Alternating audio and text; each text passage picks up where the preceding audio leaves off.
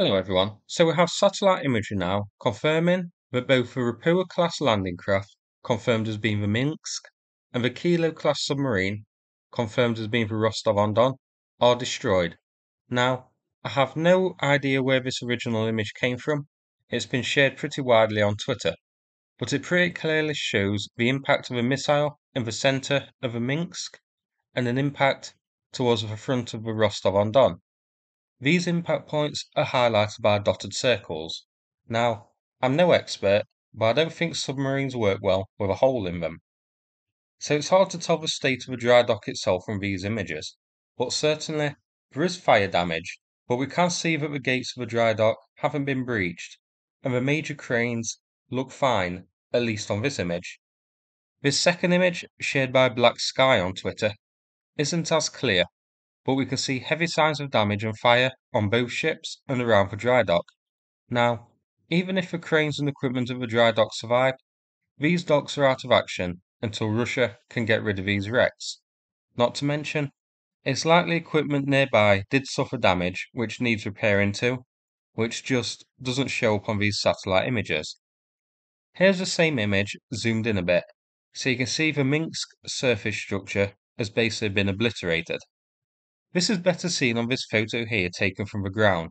So the Minsk, the Ropucha-class ship, is clearly brown bread.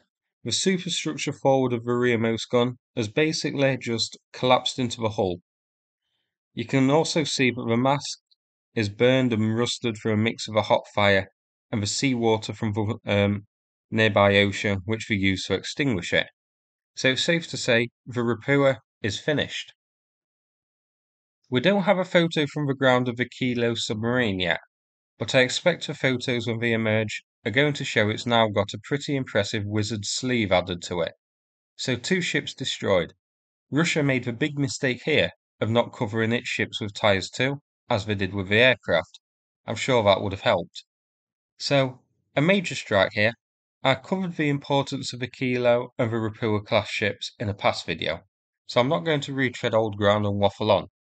But a quick update on what was used. So Ukraine has confirmed it was Storm Shadow.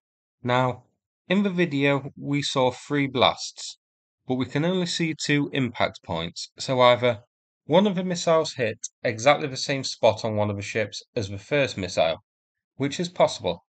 I remember a story about the Ministry of Defence thinking they lost the Storm Shadow during training, because it entered the target practice bunker in exactly the same hole as the first one, and they thought it had missed and gone who knows where.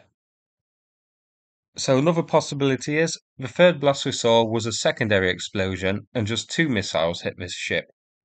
Now reports say that 10 missiles were launched, Russia saying 7 were intercepted.